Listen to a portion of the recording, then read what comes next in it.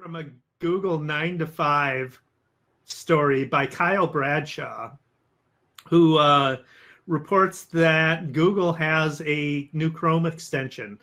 It will, and a new feature, I guess is what you call it. It will only work on version 80 of Chromium-based browsers. So Chrome and Microsoft Edge are Chromium-based browsers.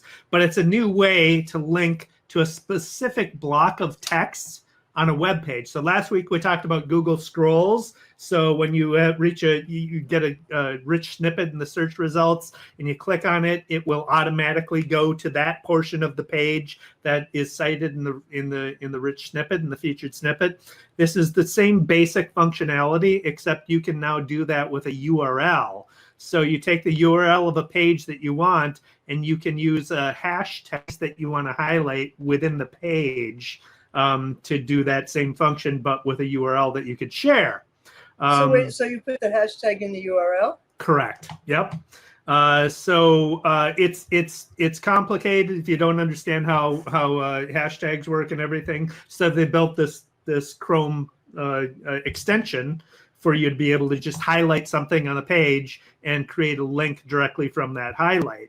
Again, it works only on Chrome and Chromium-based browsers.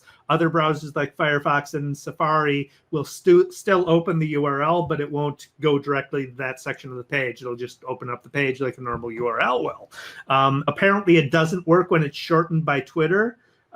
So this has a ways to go, but if it has widespread adoption, there's some obvious nice uses for it. Creating in-document hyperlinks is one.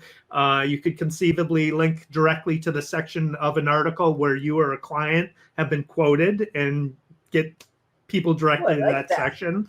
For our podcast, we have several different topics that we discussed during the podcast, so we could create links that go directly to that section where we're talking about a particular topic. So very cool uses, but again, it only works on Chromium browsers, so probably yet to be determined in terms of widespread adoption. But